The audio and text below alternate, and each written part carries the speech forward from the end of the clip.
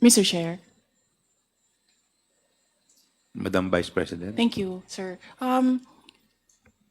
Ms. Acosta has been crying since this hearings started because of her fear and a lot of other things. Can we just give her some air? 1 minute suspension is declared by the chair.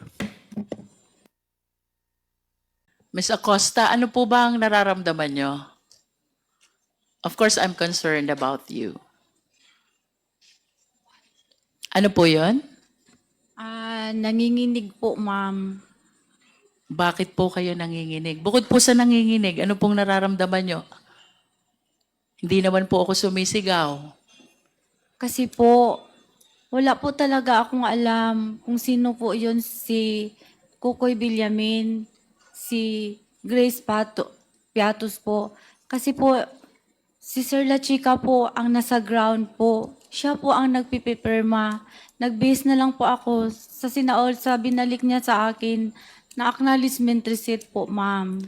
Pero ma'am, I hope you acknowledge na yun pong sinasabi niyong ginawa ni Colonel La Chica. Yun po'y trabaho niyo as a special disbursing officer. Yes, ma'am. Pero may utos po ang aking boss, ma'am, na i-release ko po kay Sir La Chica, ma'am. I heard you, ma'am. Yes, ma'am.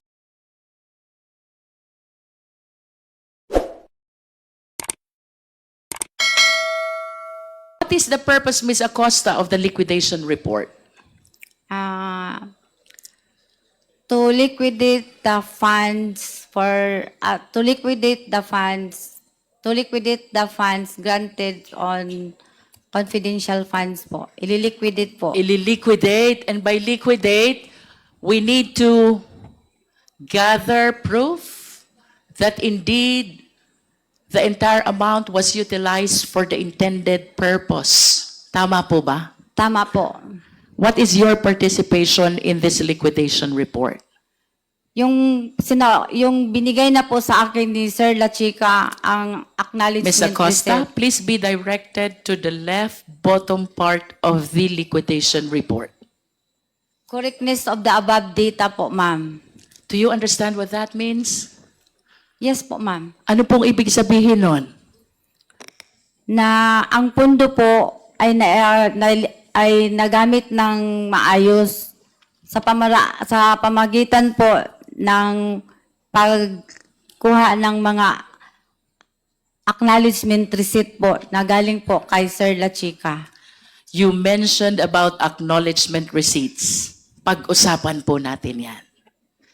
As a special disbursing officer, part of your job is to certify the correctness of the above data, and that includes the acknowledgement receipts that you mentioned. You agree? Yes, ma'am. Okay. Based on examination, Ms. Acosta, mayroong 700 na acknowledgement receipts. May signature, pero walang printed name. In other words, we could not hold anyone accountable for the given amounts. What can you say about that? 700 mahigit na acknowledgement receipts, may signature, pero walang printed name, so you cannot tell who the recipient really is. Do you think, given that situation, you certified the correctness of the data? Kasi Yes or no? yes, ma'am. And do you believe that that is correct? Hindi Yes. mo alam kung sino ang recipient? Kasi yan po ang binigay sa akin ni Sir La Chica, ma'am. Again, please be directed by the certification at the bottom right of this document. Gina Acosta, certifying to the correctness of the above data, and that data includes the acknowledgement receipts. How did you certify correct the 700 plus acknowledgement receipts which bear unreadable signatures and does not bear the printed name of the recipients? Tama po ba yon? Sa paningin ko, ma'am, Ang maka-answer po ng maayos ay si Sir La Chica po, ma'am. Sa paningin niyo po bilang Special Disbursing Officer, tama po ba na ang acknowledgement receipt ay wala kang pagkitaan ng pangalan? Tama po ba yun? Kasi po ang alam ko Please po, answer the question, Ms. Acosta. I believe that the question is answerable by yes or no only. Kayo po ang Special Disbursing Officer and you said from this liquidation report, I'm certifying to the correctness of the above data, 700 plus acknowledgement receipts with signature, unreadable, and without printed name. Tama po ba na i-certify na tama yung 700 mahigit na acknowledgement receipts na yon? Tama po o mali? tama po, ma'am. Tama. Yes po, ma'am. Kahit wala pong pangalan?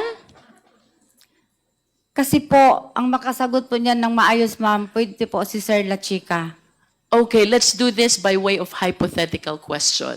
Kayo po ang accountable disbursing officer. Ibig sabihin, kayo po ang may pananagutan sakaling mawala, may mangyaring hindi tama, dito po sa 125 million. I hope you anchor your answer on the fact na kayo po ang mananagot doon sa 125 million as a special disbursing officer. Tama po ba nag-release kayong pera? Tapos yung acknowledgement receipt, walang pangalan ng recipient. Tama po o mali? Kung kayo po ang mismong magre-release ng pera, kayo po ba'y papayag na walang printed name ang acknowledgement receipt? Pwede po, ma'am, itanong po kay Sir La Chica po. kung No, ano the po ang question, nangyari. Ms. Acosta, is hypothetical, no?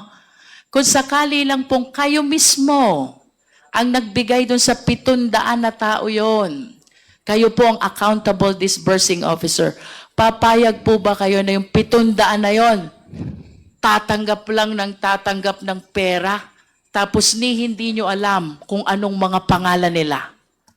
Yun po ba ay tama o mali? You said already that it was Colonel La Chica who did the disbursement. Naintindihan ko na po yun. Opo, ma'am. Pero ang sitwasyon po natin ngayon, let us assume na kayo ang magre-release ng pera. Papayag po ba kayong mag-release ng pera na hindi sinusulat yung printed name ng pagbibigyan nyo ng pera? Siguro po, nangyari po yun dahil po sa voluminous na transaction, ma'am. Ms. Acosta, the question is answerable only by tama o mali. We are talking about 700 plus acknowledgement receipts. May signature, walang printed name, walang pagkitaan ng pangalan ng recipients. Kung kayo po ang magre-release nito, papayag po ba kayo na walang printed name ang tumanggap? Hindi po, pero depende po sa You sitwasyon, have ma'am. given your answer already. Ms. Acosta, let's proceed to the next category of acknowledgement receipts. Mayroon naman pong 300 plus. May signature, may printed name, pero hindi naman mabasa yung printed name. In other words, wala din pong pagkitaan kung sino ang recipient. Again, on the assumption na kayo po ang magre-release ng perang ito sa recipient, papayag po ba kayong i-release itong perang ito na hindi nyo nakitang nakasulat ang pangalan ng recipient? Nag-trust po ako kay Sir La Chica, ma'am. Ms. Acosta, let us answer the question po. I understand na ang sabi niyo po si Colonel La Chica ang nag-release. Yes po. On the assumption only, kunyari lang po kayo ang magre-release. Andyan yung recipient. 300 mahigit po to. Papayag po ba kayo na hindi nyo mabasa ang mga tunay na pangalan ng pinagbibigyan nyo ng pera?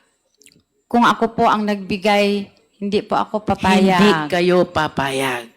Now, let us go to the acknowledgement receipt with the recipient whose name is Mary Grace Piatos. Do we still have that slide, Secretariat? Can we please share it? I wish to believe na nakita nyo na po ito during the previous hearings. Again, hypothetical question ulit. Kung kayo po ba ang magre-release ng pera to a name, Mary Grace Piatos, kayo po ba ay papayag? Papayag po ako, ma'am. Meron naman pong Piatos na apelyido. Do you know Mary Grace Piatos? Do you know Mary Grace Piatos? Wala po ako. Hindi ko po siya kilala, ma'am. But you said na papayag kayo kasi may apelidong Piatos. Saan ho ba kayo nakakita na apelidong Piatos? Meron po sa amin sa Davao, ma'am. Meron po na apelidong Piatos. I will be interested to know, Ms. Acosta, kung sino po yung mga taga Davao na may apelidong Piatos. But do you honestly believe na meron pong Mary Grace Piatos? Yes, ma'am. Sa Davao po meron. Meron. Opo. Bakit po kaya hindi siya lumulutang? I am reminded by the pledge of, I believe, the Young Guns who contributed money to raise 1 million, asking Mary Grace Piatos to come out to the open. Bakit po kaya walang lumulutang? If indeed mayroong Mary Grace Piatos sa Davao. Kasi po, nagbibis lang po ako sa binigay po ni Sir La Chica na mga binalik Ms. niya sa Acosta, akin. kindly answer the question po. Ang sabi niyo po kanina, mayroong Mary Grace Piatos. Piatos po ang sinabi ko, ma'am, na apelyido. Nonetheless, kayo po ba'y naniniwalang mayroong Mary Grace Piatos? In the first place, kayo po dapat kaharap nito eh. Dahil kayong special disbursing officer. But you kept on claiming that you handed the entire amount to Colonel La Chica. Kaya hindi nyo alam kung ano nangyari doon sa pera. O ito na po ang consequence. Ipinagtiwala nyo ang disbursement sa hindi naman accountable officer. How will you answer now to that acknowledgement receipt? Paano nyo po ngayon ipapaliwanag yan? Kayo po ang accountable officer and you're bound to explain who is Mary Grace Piatos. Hindi po talaga ako maka-explain yan, ma'am, kasi hindi po ako ang nagpapipirma po, ang nag-execute po ng acknowledgement na yun, ma'am. Si Sir La Chica po. You said ang nag-execute po ng acknowledgement ay si Sir La Chica. Sino pong pumerma dyan? Siya lang po ang makakaalam, ma'am. Si Colonel La Chica lang ang nakakaalam. Yes po, kasi siya po ang nag-execute ng acknowledgement receipt po. Miss Acosta, ako po'y gusto ko pong maawa sa inyo kasi while you entrusted the entire amount of 125 million to Colonel La Chica, who is not an accountable officer at all, I hope you realize, kayo po ang mananagot sa buong 125 million. Are you aware of that? Yes, ma'am. Aware po ako. Balikan ko po si Mary Grace Piatos. Anchoring my question on your statement na may mga Piatos sa Davao City. In spite of the pledge of 1 million by Young Guns, kung talaga pong may Mary Grace Piatos, I believe 2 weeks na ang nakaraan, but wala po kayang nagpapakilala na Mary Grace Piatos. Piatos lang po ang sinabi ko, ma'am. Hindi Ano po ako- yun? Piatos lang po na apelyido ang sinabi Yes, ko. but you said that there are Piatoses in Davao City. May mga Piatos sa Davao.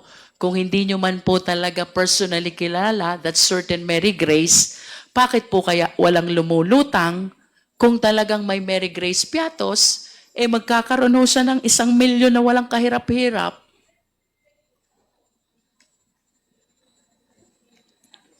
Would you agree with me if I would say?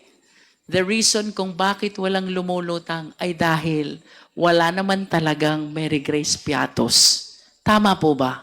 Di po ako maka-say ng yes or no, ma'am, kasi si Sir La Chica po ang nag-execute po, ang nagpapapirma po No. ng acknowledgement Ms. receipt. Acosta, I'm not asking you about the personality of Mary Grace Piatos. This is a hypothetical question again. Having stated na may mga Piatos sa Davao and considering na nag-pledge ng Young Guns ng 1 million, tatanggapin ni Mary Grace Piatos. The only condition is magpakilala siya. Ako si Mary Grace Piatos. Tama po bang sabihin na kaya walang lumulutang na Mary Grace Piatos ay dahil ang totoo, wala naman talagang Mary Grace Piatos? Tama po o mali? Yun po ang answer Tama ko, po o ma'am. mali, Miss Acosta? Siguro, tama po yun, ma'am. Okay. Now let's proceed to that acknowledgement receipt with the name Kokoy Villamin.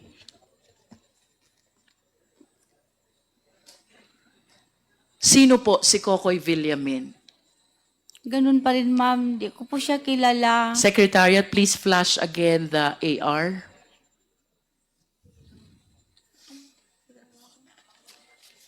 Natanggap po lang galing kay ano.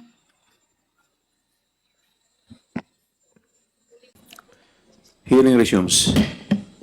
Congressman Marcoleta, you're recognized. Thank you, Mr. Chair. I know that our rules of procedure in aid of legislation includes suppletorily the use of the rules of court. Under the rules of court, Your Honor, which are the rules being used in the courts of law, hypothetical questions are not allowed to be asked.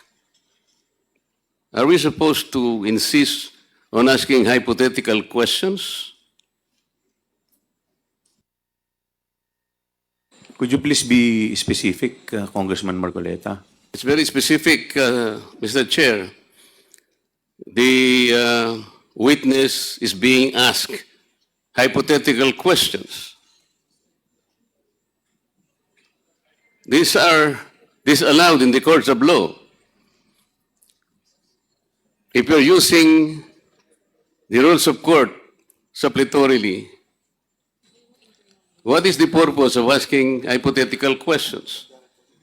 Under our internal rules, the rules of procedure governing the proceedings before the Committee on Good Government under Section 16, it provides that rules of procedure and evidence in any meeting of the committee, the rules of evidence prevailing in courts of law or equity shall not be controlling, and the committee shall use every and all reasonable means to ascertain the facts in each case speedily and objectively without regard to technicality of law or procedure.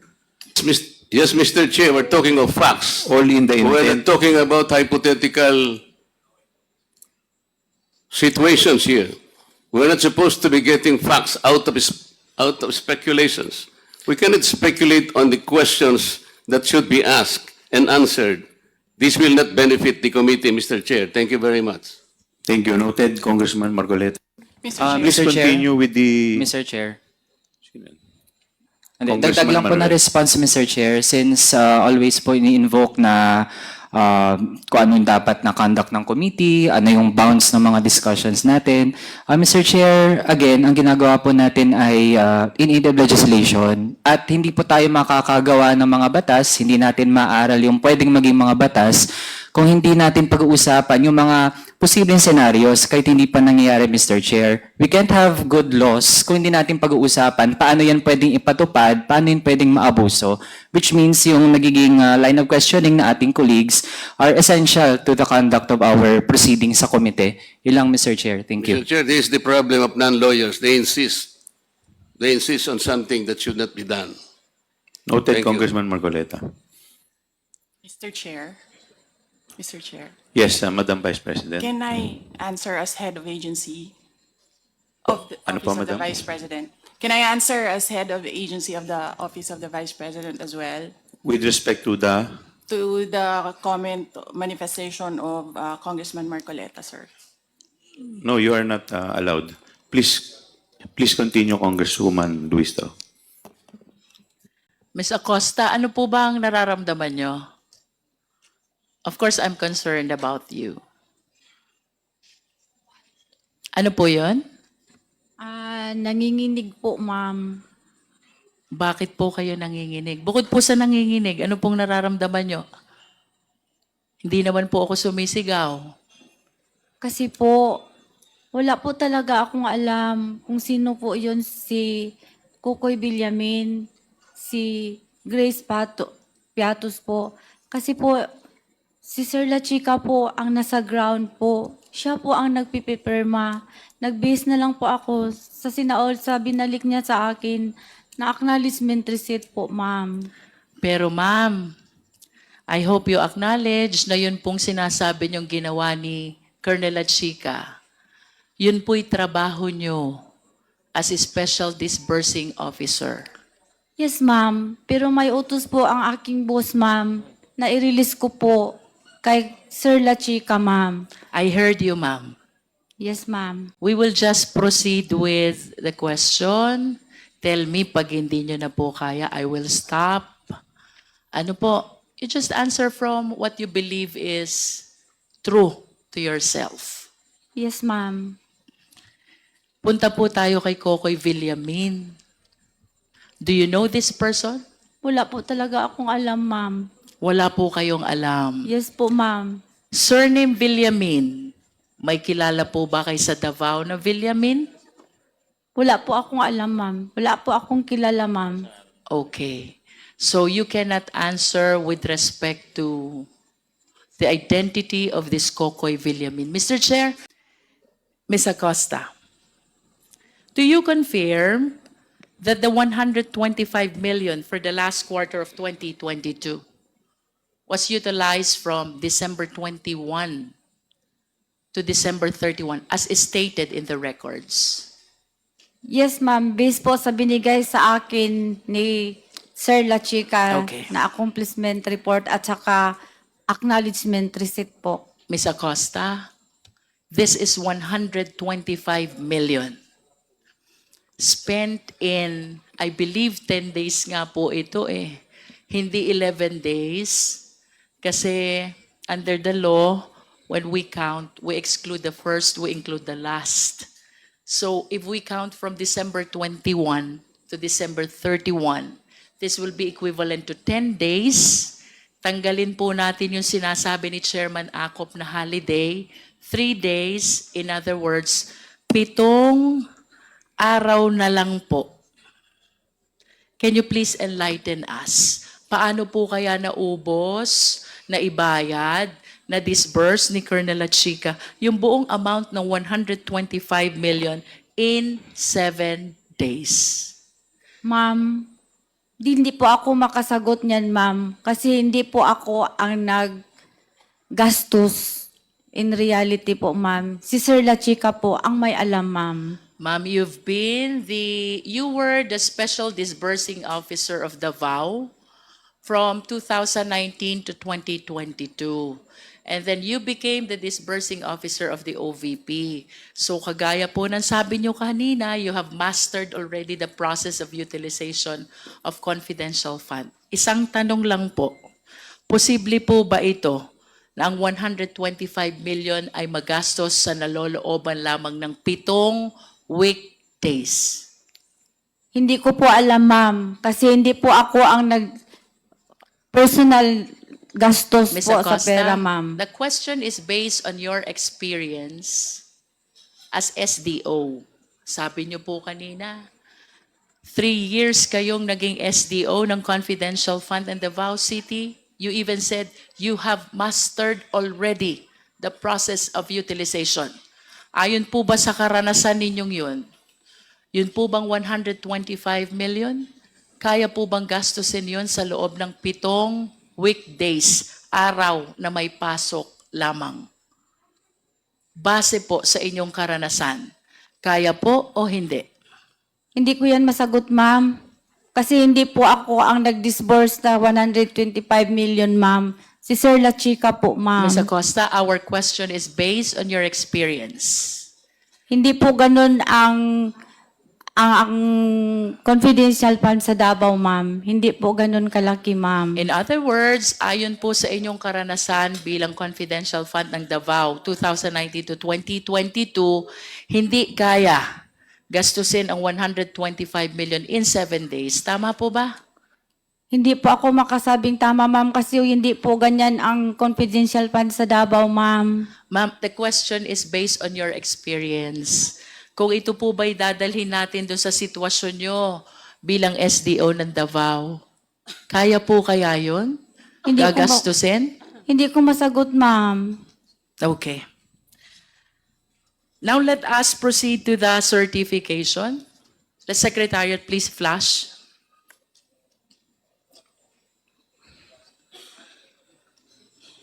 May we know, Ms. Acosta prepared the certification. Secretariat, please flash the document.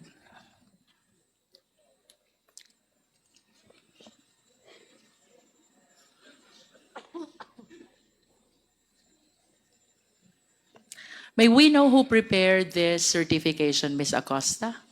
Ako po, ma'am. Kayo po.